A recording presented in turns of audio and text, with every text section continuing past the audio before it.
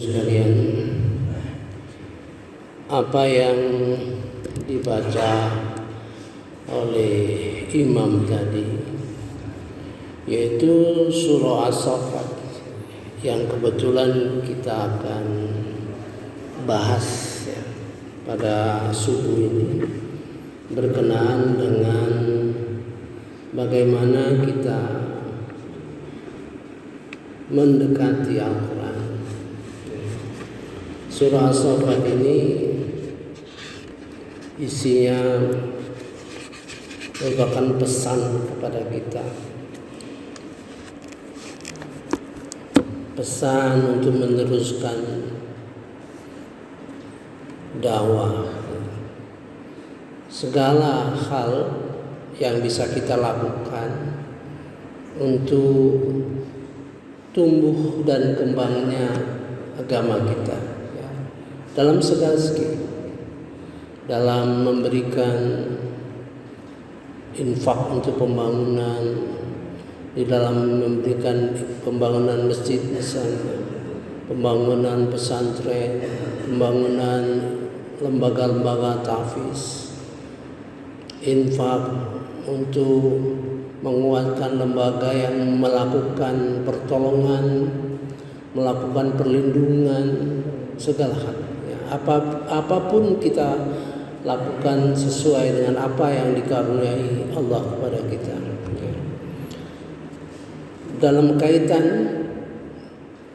di dalam rangka Allah memberikan cara kita mendekati Al-Quran, ada berbagai sindiran, ancaman.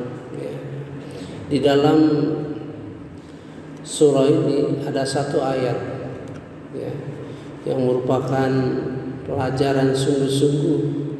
Kadang-kadang kita dengar kalau ceritanya mengenai Taurat, mengenai umat Nabi Musa, Nabi Isa, pikir kita ayat itu untuk mereka.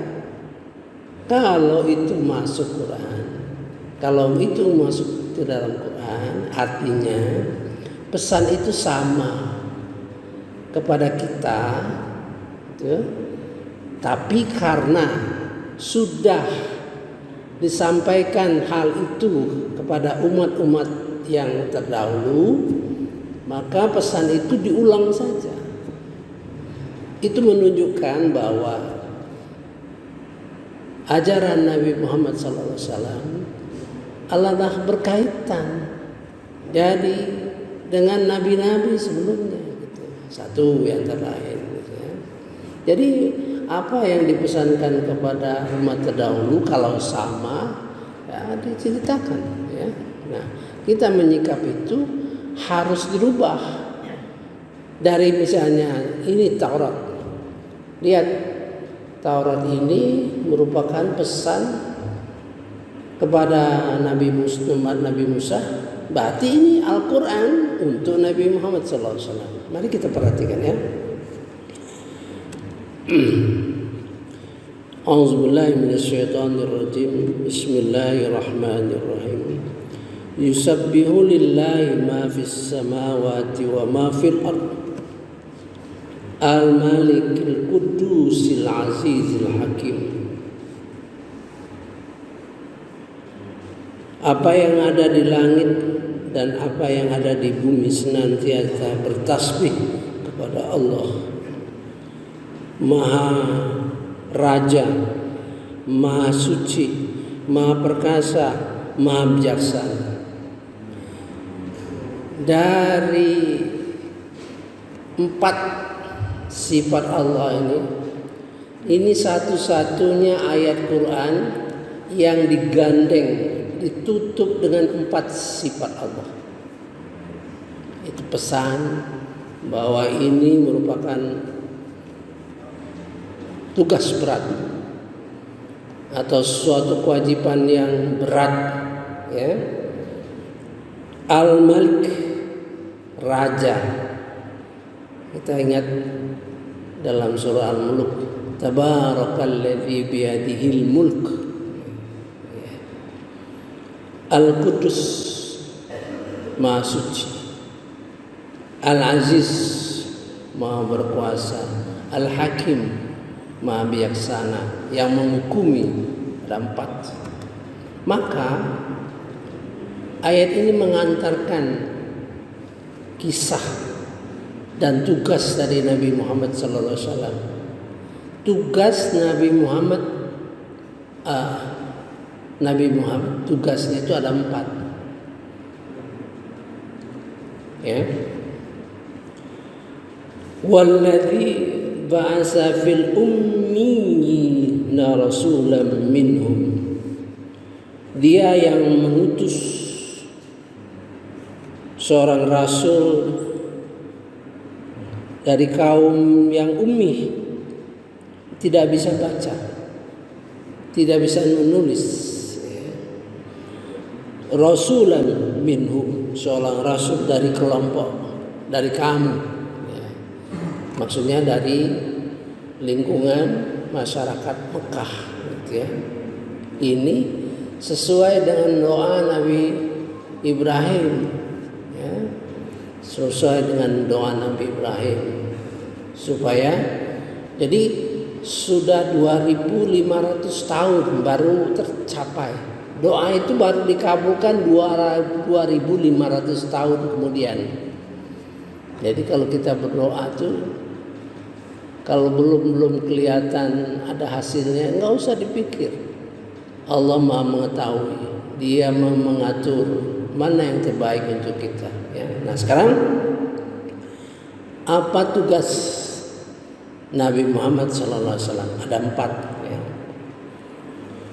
Yatslu alaihim ayati, membacakan kepada mereka ayat-ayat Al-Quran.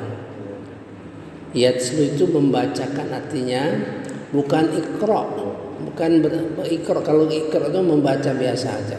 Kalau yatslu itu artinya membacakan, berasal dari kata tala, ya. Mengikuti dengan ilmu. Jadi Rasulullah itu mengajarkan, membacakan ayat Al-Quran, mengharapkan, ya, untuk diikuti, untuk dipatuhi, disertai dengan ilmu, gitu, ya. Kemudian wa yuzakkihim, dia menyucikan hati mereka, ya, supaya mereka tidak syirik. Ya, sekarang huim itu kita, ya, kita bicara kepada kita, ya. Kemudian wa yu'allimuhumul kitab, mengajarkan ilmu Al-Quran, wal hikmah, dan hikmah.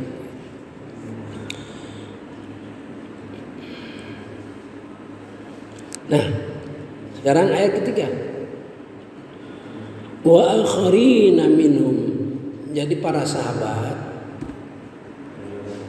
menyampaikan itu kepada kelompok-kelompok, kaum-kaum yang tidak pernah ketemu dengan Rasulullah.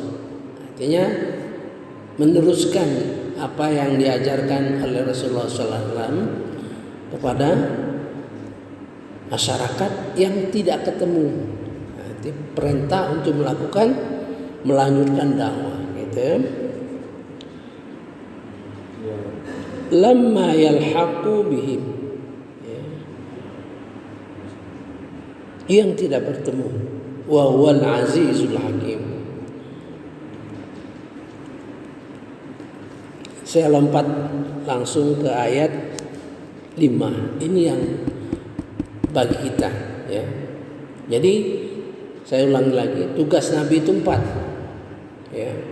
Wa yu'allimu yatslu alaihim ayati, mengajarkan membaca ayat Quran dengan harapan bisa diikuti, dibekali dengan ilmu pengetahuan, ya.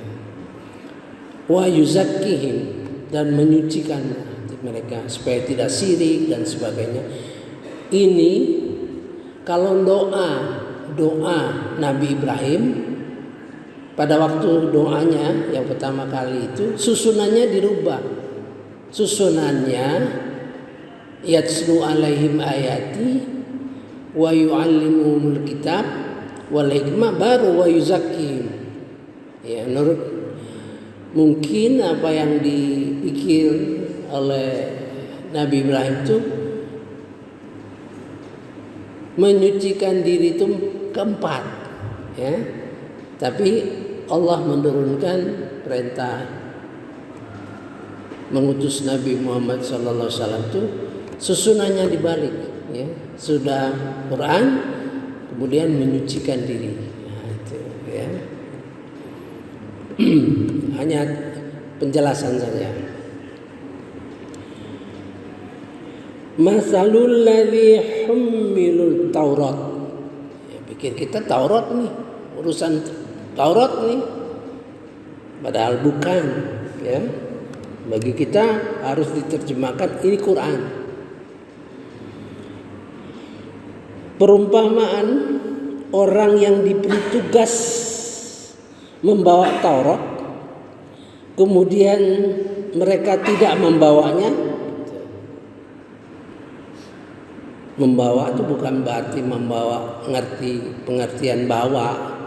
Jadi orang yang bertugas mendapat beban untuk mengamalkan, untuk menyampaikan dan sebagainya, ya.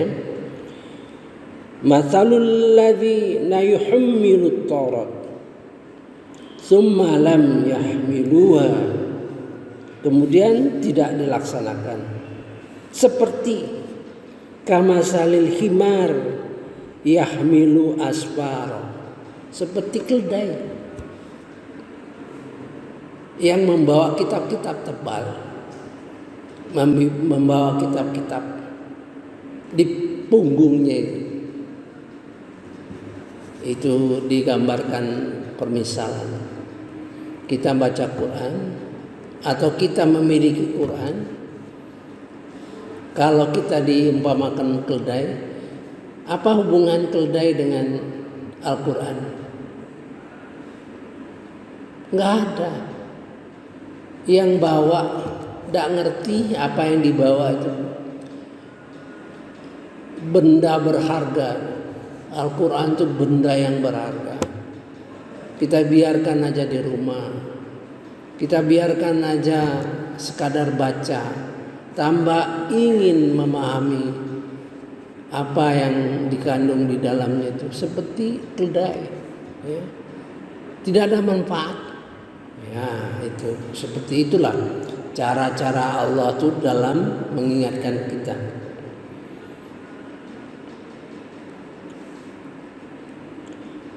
Bi'sa masalul qaumil ladzina kadzabu, itu seburuk-buruk perumpamaan kaum yang mendustakan ayat-ayat Allah.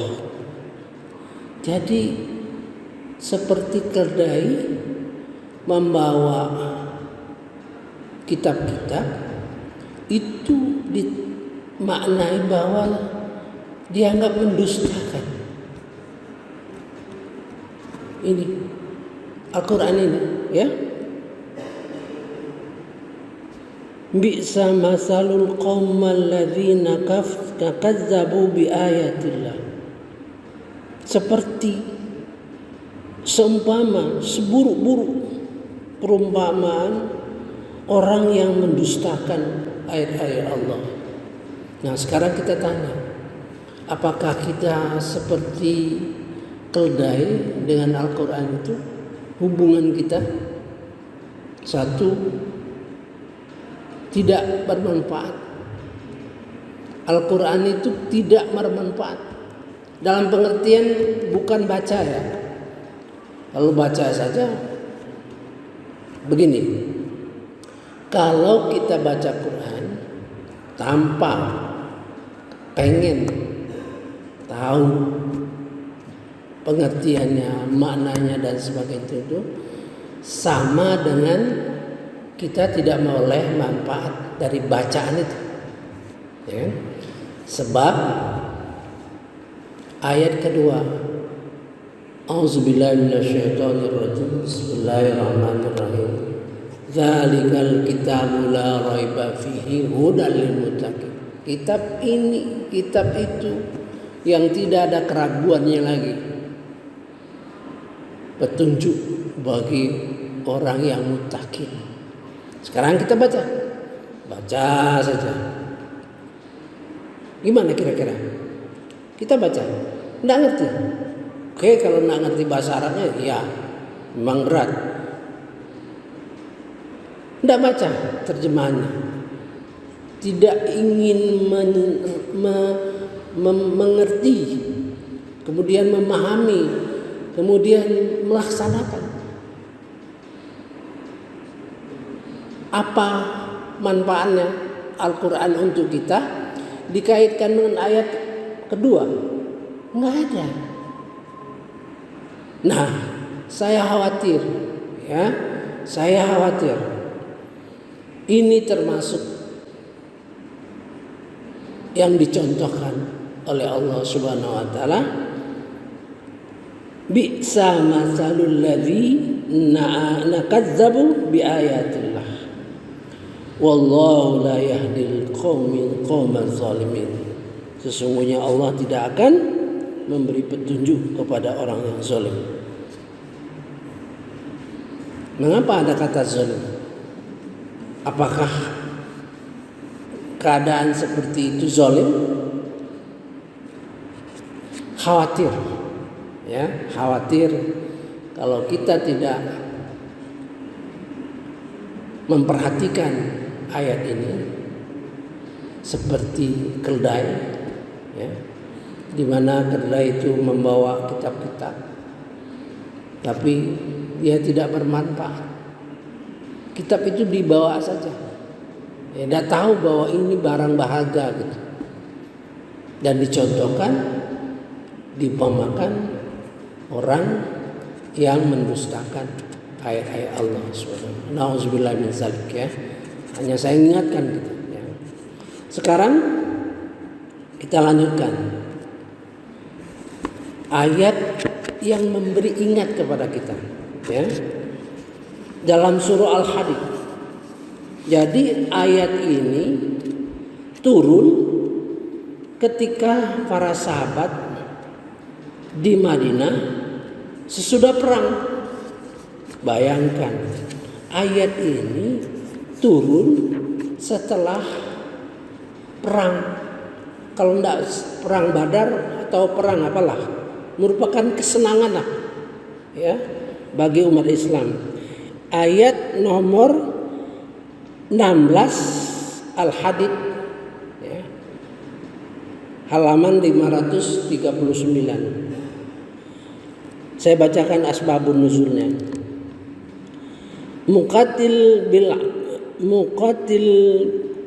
bin Hayyan radhiyallahu an menjelaskan bahwa ayat ini diturunkan berkenaan dengan para sahabat Rasulullah SAW yang suatu ketika tampak sedang bersenda gurau dan tertawa-tawa, gitu, senang-senang, ya, sahabat di Madinah sesudah perang.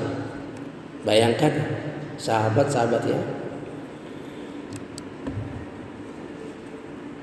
Auzubillahi minasyaitonirrajim. Bismillahirrahmanirrahim.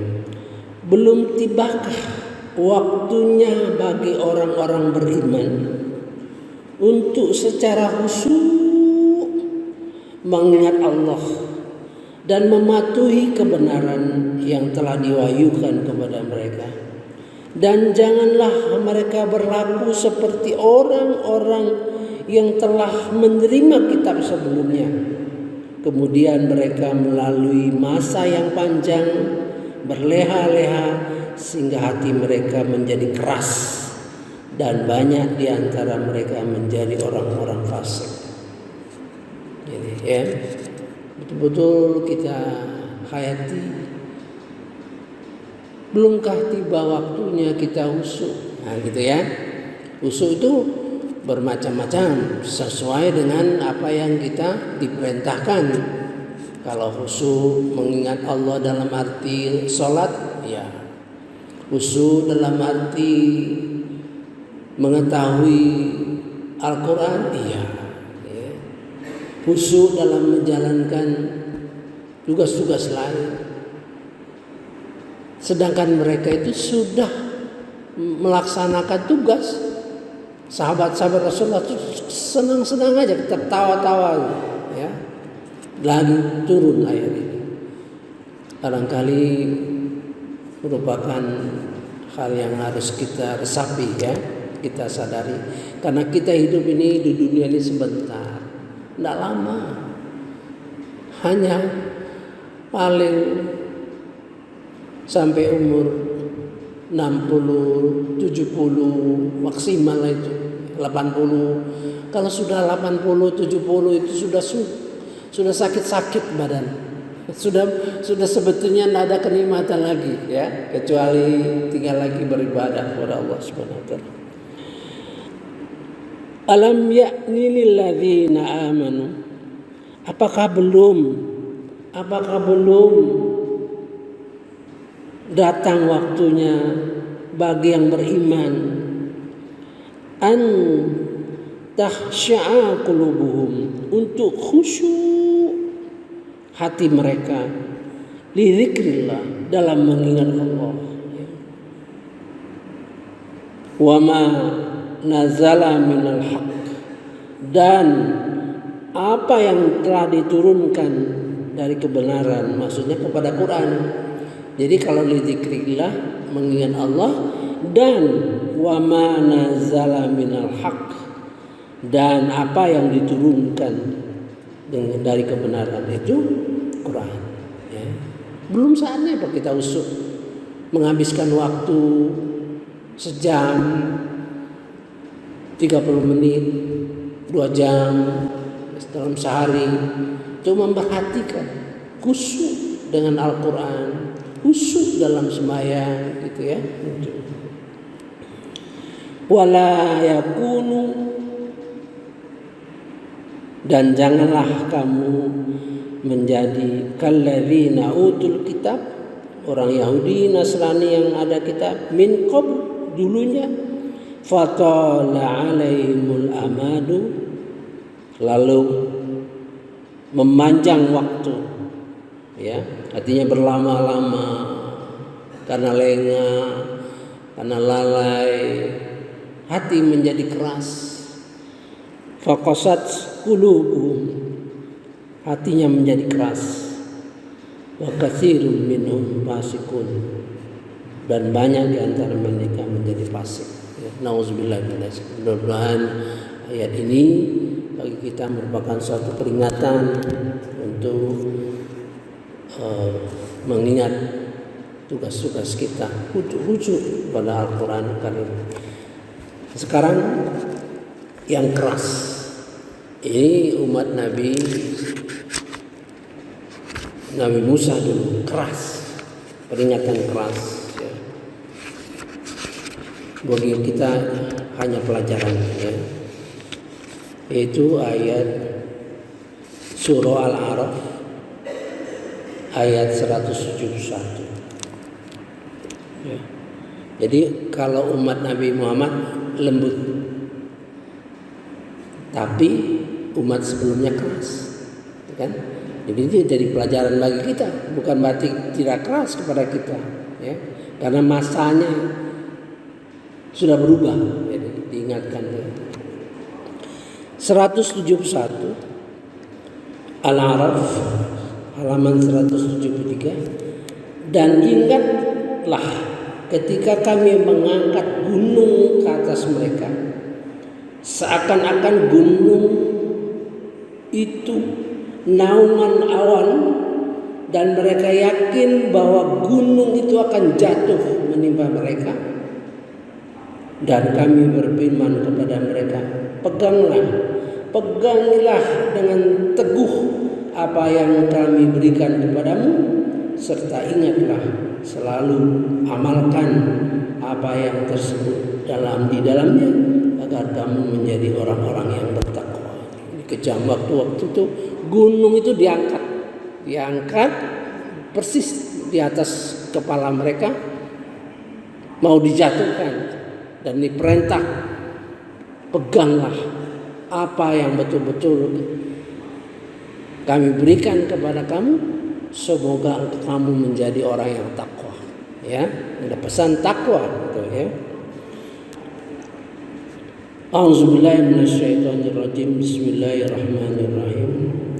Wa idz nataqnal jabala fawqahum ka'annahu zullatun wa zannu annahu waqi'un bihim. Dan ingatlah ketika kami mengangkat gunung ke atas mereka, seakan-akan gunung itu akan jatuh menimpa mereka, dan dipesankan, khudhu, peganglah, ambillah, ma'ataitakum, apa yang kami berikan, biquwwah, dengan kuat, ya, wazkuru, dan ingatlah, amalkanlah, ma'fi, apa yang ada di dalamnya, la'allakum tattaqun. Kalau seandainya kita persepsikan bahwa kepada kita gunung sudah diangkat di atas kita dan diperintahkan khudhu ma ataitakum biquwwah, peganglah, Mahlani, Pak A, Pak B, pegang Al-Quran itu dengan sungguh-sungguh, dengan kuat, laksanakan, wazkuru ma fih, laksanakan apa yang ada di dalamnya, la'allakum tattaqun, agar kamu menjadi orang takwa. 3 ya, 3 sudah. Sekarang ayat terakhir, kita ulang lagi kemarin apa yang disampaikan oleh dilaporkan oleh Nabi Muhammad SAW, ya. Sesungguhnya kata Rasulullah SAW, ya Rabbi, ya Rabb, ya.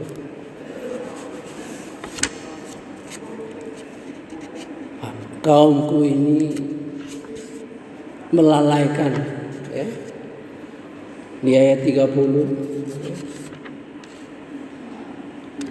ini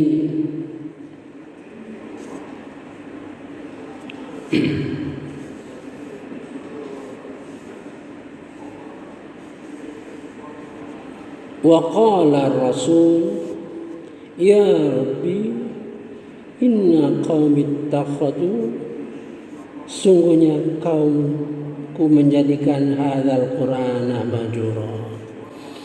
Insyaallah kita tidak menjadi kelompok yang mengabaikan Al-Quran, ya. Bapak ibu sekalian, kita terus walaupun dengan segala keterbatasan, tantangan, tapi yakinlah Allah selalu memberikan jalan, menemukan jalan bagi orang-orang yang sungguh-sungguh ingin melakukan sesuatu. Walaupun dulu mungkin kita belum punya masjid, kita belajar Al-Quran dari rumah ke rumah, ya. Dari rumah A ke rumah B ke rumah C, karena belum punya masjid, belum punya musola, ya. Tapi kita terus belajar membaca Quran, terus akhirnya Allah memberikan jalan kita membangun masjid. Terus kita terus belajar Al-Quran.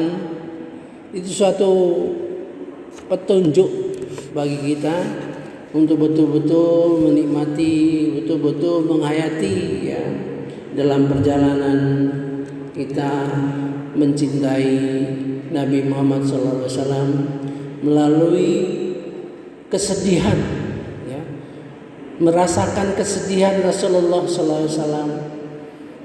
Qala Rasul, ya Rabb, sedih, ya. Sedih, ya. Ini kaum ittakhidhu, sungguhnya kaum hadzal Qur'ana mahjura, sedih dia.